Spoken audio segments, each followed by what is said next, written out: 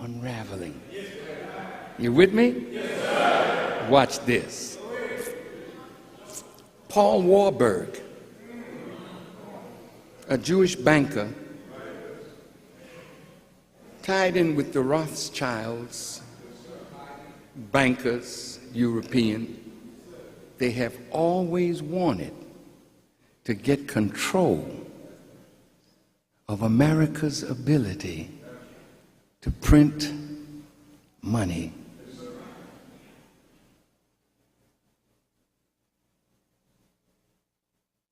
The Constitution warns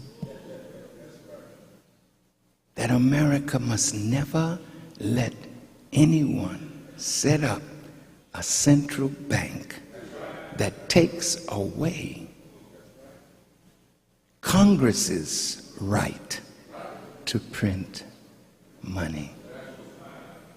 But in December 1913, after meetings on Jekyll Island off the coast of Georgia, these bankers met with members of Congress.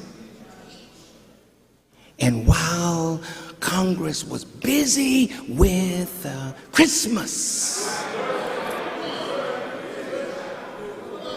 they rushed through Congress that which is called the Federal Reserve Act. And from that act, the Federal Reserve Bank was established. I hope you all are all right, because I'm fine. Now, after the Federal Reserve came into being, most of these bankers happened to be Jewish. I'm going to stop here. Brother Farrakhan is not anti-Semitic. But I have to say that these people claim to be Jews.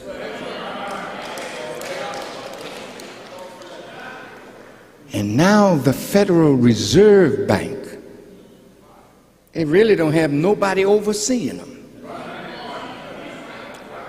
Congressman Ron Paul is trying his best, but he's like a man crying in the wilderness to try and scrap the Federal Reserve and bring the right to print money back to the U.S. Congress. Please listen. I'm not going to be too much longer. My dear brothers and sisters, in 1913, the ADL was formed, the Anti-Defamation League. We know that anti-Semitism is a live germ in America. And so it's right that an Anti-Defamation League that would spot anything that would defame Jewish people and defend. There's nothing wrong with that. But if the purpose was to keep anybody from criticizing these bankers and what they started doing to the American people, then the power that they were amassing, and they started calling you anti-Semitic, and then using the power that they have to destroy you.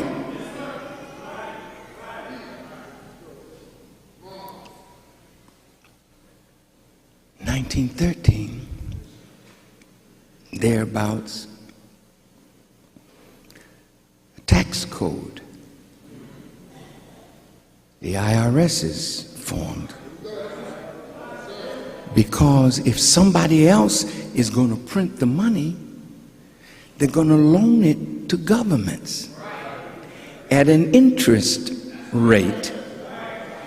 And the people who are the citizens are to be taxed to pay the debt. Does that make sense? Watch how this works. In 1913, the debt of the United States of America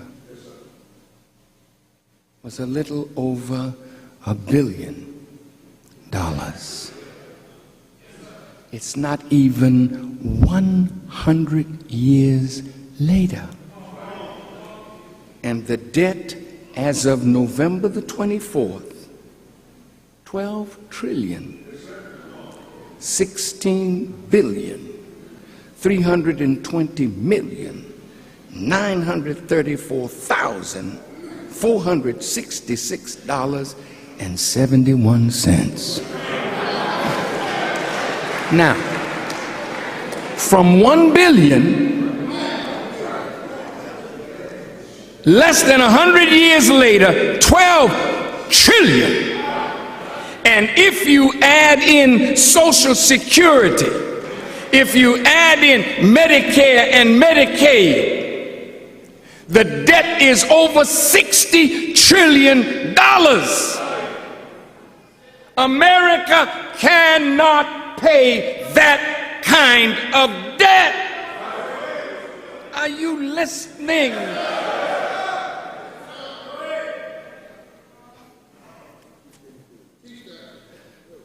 Who is Goldman Sachs? Lehman Brothers, AIG, Merrill Lynch, Bank of America. See, they were all a part of a scheme. But this scheme is the work of a devil. No, I'm sorry. It's the work of Satan. Dumb devils participated. Now look at this. See, Muslims say Maliki Yaumiddin, that Allah is master of the day of requital, master of the day of religion, master of the law of justice and judgment. And if Satan's time to rule is up, then whatever he's doing, God is over it. He's not doing it on his own. That's why the Quran said, and the Jews planned, and Allah planned, and Allah is the best of planners. Ever since 1914, there has been an effort by certain groups, the Trilateral Commission, the Bilderbergs, the Council of Foreign Relations, CFR, and these are forces along with the Freemasons that are secret societies that are desirous of producing a world government that's run by an elite that controls the resources of every nation on the earth. So the unraveling of this world in the mind of Satan was to set up a one world government where he would be in charge.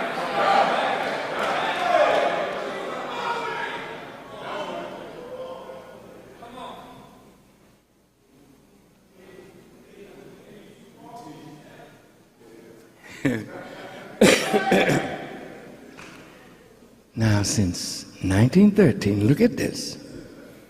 Woodrow Wilson,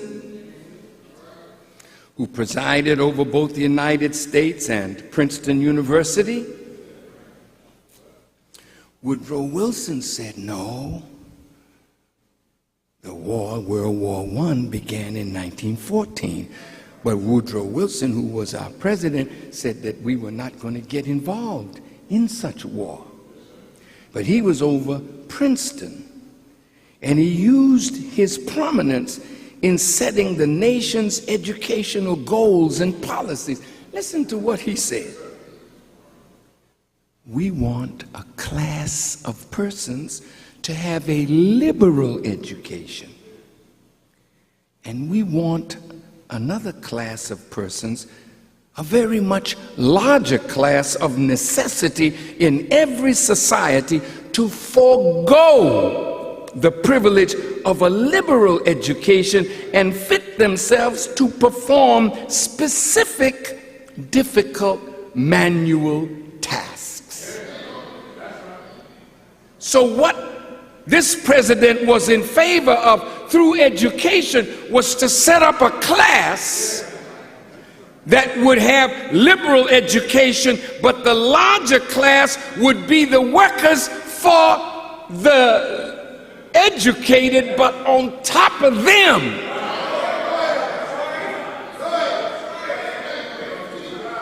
the satanic mind was operating.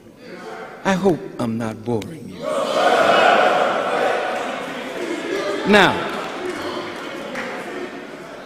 there's a book out called The Confessions of an Economic Hitman. Have you heard of that book? I'd like to read something that Mr. Perkins wrote about himself. Listen to him. He said, my job, wait a minute, he's on a job. Who's he working for? Who's his employer? Watch this. My job is to encourage world leaders to become part of a vast network that promotes United States commercial interests. In the end, those leaders become ensnared in a web of debt that ensures their loyalty. We can draw on them whenever we desire to satisfy our political, economic, or military needs. If an economic hitman is completely successful, the loans are so large that the debtor, the recipient country, is forced to default on its payments after a few years. And when this happens, then like the mafia, we demand our pound of flesh. This often includes one or more of the following: control over their United Nations votes,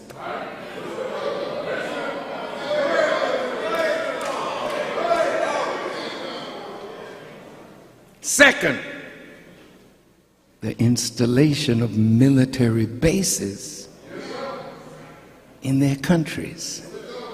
America has over 130 military bases in countries all over the world. What does she need that for? She is an imperialist. This is the American empire. Or the last thing is access to precious resources.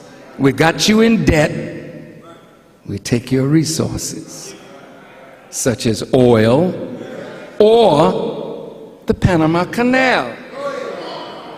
Of course, the debtor still owes us the money, and another country is added to our global empire.